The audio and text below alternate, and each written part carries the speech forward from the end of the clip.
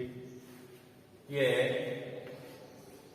पिछले सेशन में सेक्शन 58, 59 और स्पॉटली 60 के अंतर्गत जो आपका मॉर्गेज आता है, मॉर्गेज क्या है, मॉर्गेजर कौन होता है, मॉर्गेजी कौन होता है, और मॉर्गेज मनी कौन है, क्या है, और मॉर्गेज डीड क्या है, इसके बारे में पूरा हमने आपको विवरण दिया था।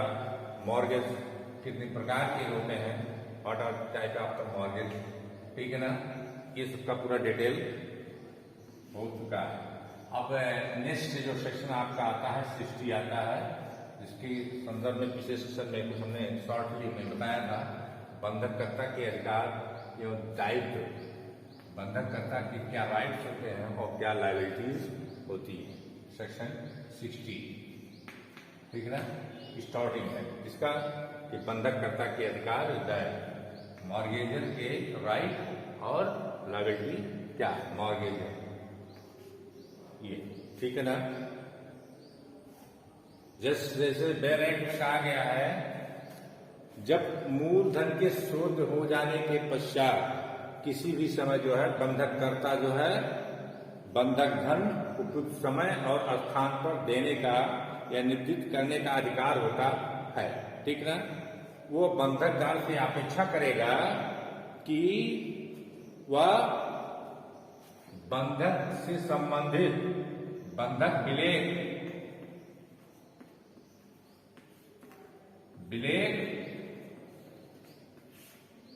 ठीक है, बंधक विलेख किससे, बंधक संपत्ति से संबंधित होना चाहिए, बंधक संपत्ति से संबंधित होना चाहिए, ठीक है ना। बंधक संपत्ति से संबंधित आपका बंधक अभिलेख है, उसको वापस कर दे, ठीक है ना।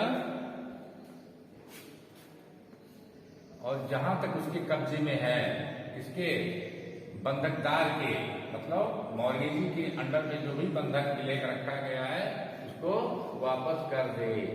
ये कब होगा, जब बंधक मोचन, मूलधन जो है वो शोध हो गया है, माने देने का समय आ गया है, और मॉर्गेजर उस धन का भुगतान करके मैं इंटरेस्ट वो बंधकदार से या बंधक मॉर्गेजी से वो बंधक संपत्ति से संबंधित जो भी बंधक विलेख है उसे वापस ले सकता है, ठीक है ना।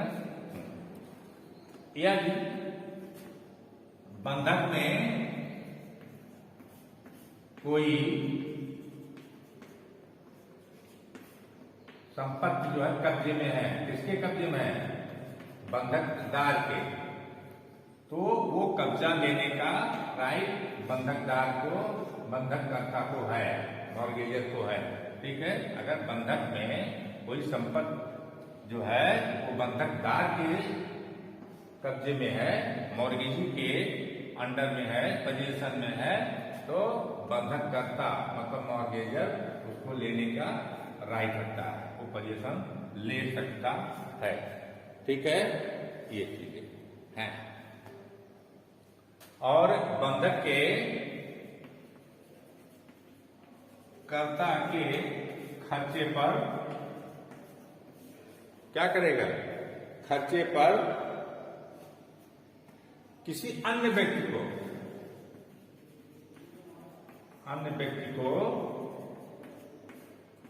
जो है, अन्य व्यक्ति को जो है वो लेखबद्ध जो हुआ है बंधक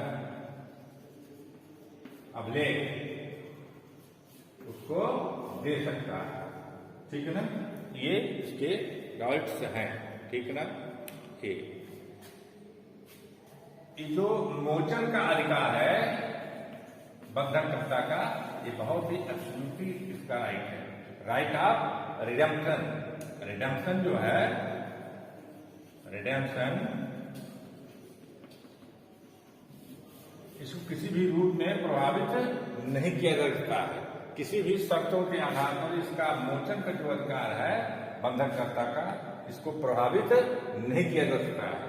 कारण है कि एक जो संपत्ति दी गई है वो केवल एक प्रतिभूत के रूप में दी गई है। एक अमाउंट अगर लिया है बंधककर्ता ने, उसी अमाउंट को सिक्योर्ड करने के लिए दिया गया है, ठीक ना।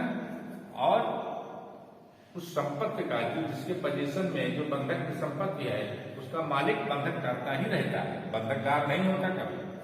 ये भी जान लीजिए, उनका राइट वही तक है जितना उन्होंने धन दिया है, ठीक है। ये आपका है, इसको जो है किसी भी रूप से ये स्वतंत्र इसका अधिकार होता है, ठीक है ना। अब बात आती है कि मोचन का अधिकार की उत्पत्ति कब होती है, ठीक है ना। जब भी कोई मूलधन शोध हो जाता है, ठीक है ना, तो राइट ऑफ रिडेम्पशन स्टार्ट हो जाता है कि उत्पत्ति हो जाती है।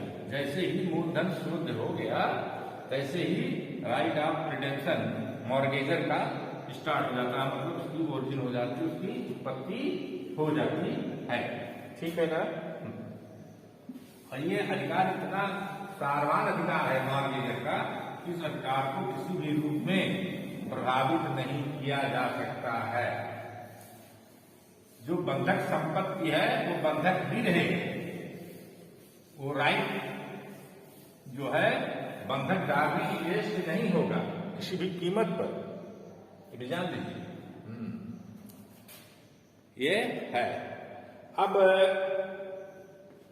ये जो है ये मोचन का अधिकार का प्रयोग कैसे किया जाए, कौन से माध्यम है जिससे मोचन का अधिकार जो है वो किया जाएगा। मोचन का अधिकार कैसे किया जाए, किन माध्यमों से किया जाएगा, कैसे किया जाएगा, ठीक ना। हाँ, नंबर 1 बंधक धन के भुगतान में ब्याज, ठीक। अगर बंधक धन का भुगतान कर दिया गया है मैं ब्याज के, तो मोचन का अधिकार बंधककर्ता के पास हो जाएगा, वो बंधक संपत्ति का मोचन करा सकता है। जो अंडर में जो उसके रखा गया है बंधकदार के कस्टडी में, जो भी टाइटल मूल वो सब चीजें जो है वो प्राप्त कर सकता है, ठीक है ना। दूसरा कैसे अधिकार का प्रयोग करेगा, बंधक धन न्यायालय में निक्षेप मतलब होता है जमा। मान लीजिए किसी कारणवश जो है बंधक धन बंधकदार नहीं लेता है, तो वो न्यायालय में इसको जमा कर सकता है और करके, ठीक है ना। तीसरा है मोचन का बाद ला करके। मोचन का बाद कौन लाएगा, वो बंधककर्ता लाएगा। मोचन बाद जो है न्यायालय में दायर करके।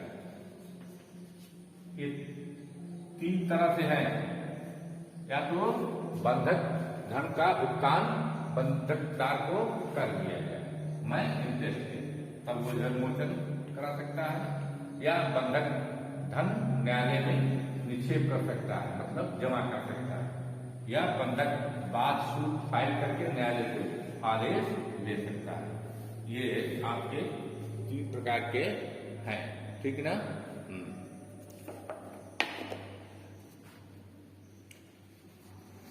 अब बात आती है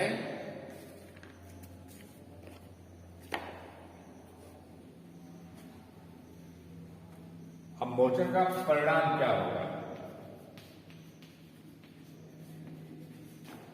का परिणाम।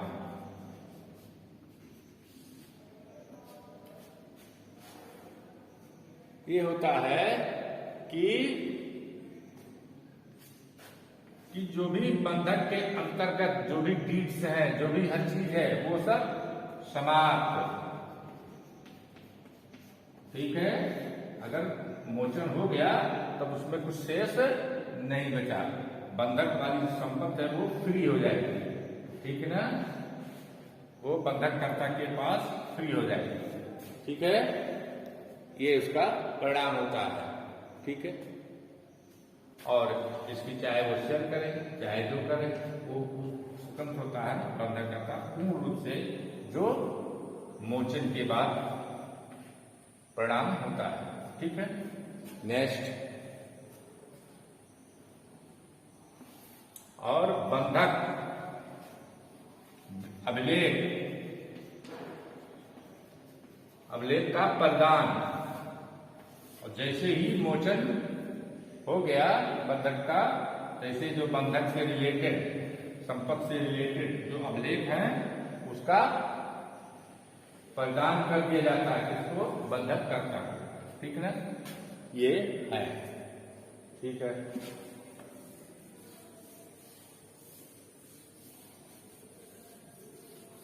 और नेक्स्ट जो है आपका ये है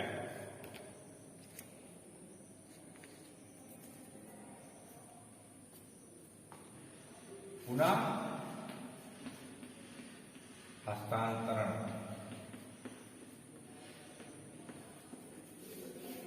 बंधककर्ता बंधकदार को मजबूर कर सकता है कि जो बंधक संपत्ति है उसे वापस कर दें।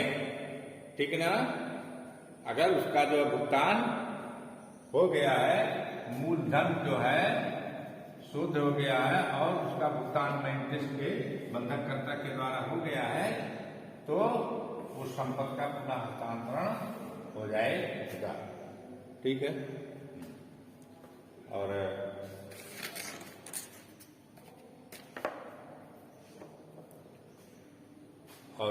मोचन जो कार्य है, मोचन का जो कार्य है उसका निर्वापन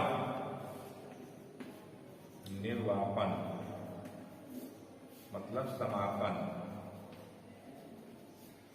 इसके द्वारा होगा, पक्षकारों के कार्यों द्वारा। नंबर 1, पक्षकारों के कार्यों के द्वारा। ठीक, दूसरा, न्यायालय की डिक्री द्वारा, न्यायालय की डिक्री के द्वारा। ठीक है, ये हो गया। पक्षकारों के कार्य के द्वारा कैसे हो जाता है ये? जैसे कोई भी जो है पक्षकार से बंधक की संपत्ति है और इस संदर्भ में मूलधन शुद्ध जो है उसको दे दिया गया है, तो ये जो है ये तुरंत इसका मोचन का जो है वो निर्वापन हो जाता है, समाप्त हो जाता है, या इसको दे दिया गया है। ठीक है ना, ये कोई करार अगर होता है कि मोचन के बाद हम आपको कर देंगे, तो ये करार जो है ये भी मान्य होता है। ठीक है ना, अब बात आती है न्यायालय की डिक्री द्वारा। ठीक है, आदेश 34 नियम,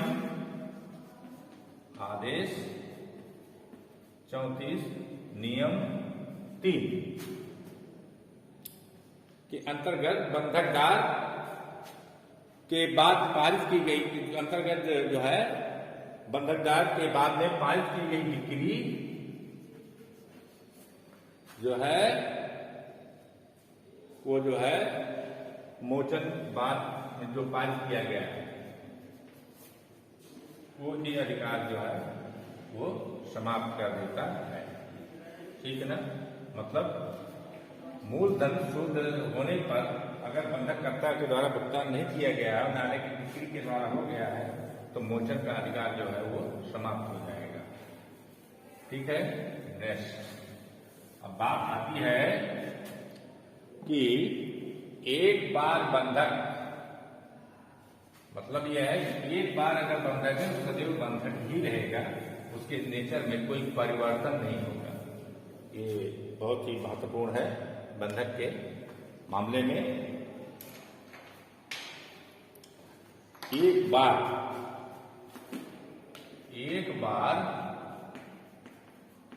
बंधक सदैव बंधक रहेगा।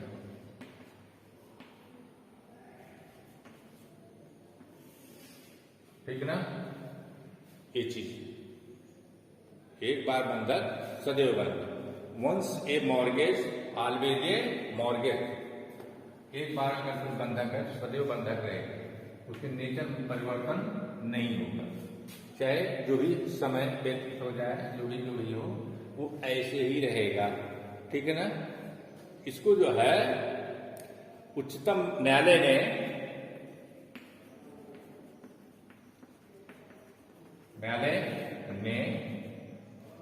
केस नोट करिए, अचल दास दुर्गा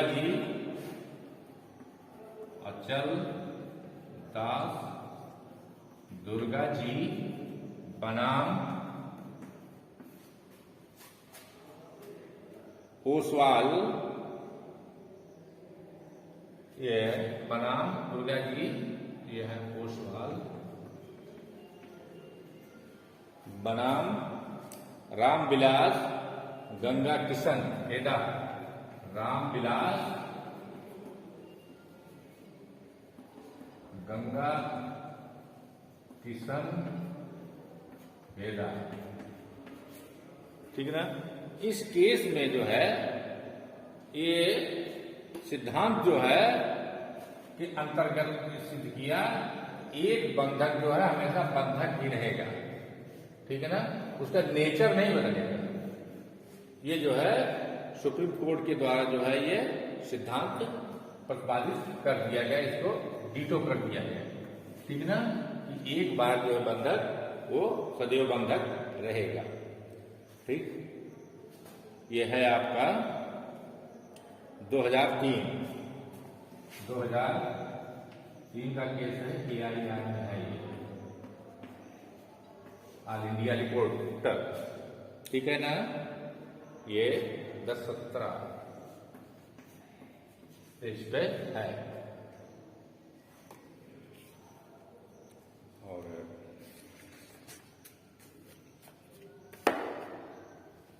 अब बात आती है कि मोचन के अधिकार पर प्रतिरोध क्या है। मोचन के अधिकार पर प्रतिरोध,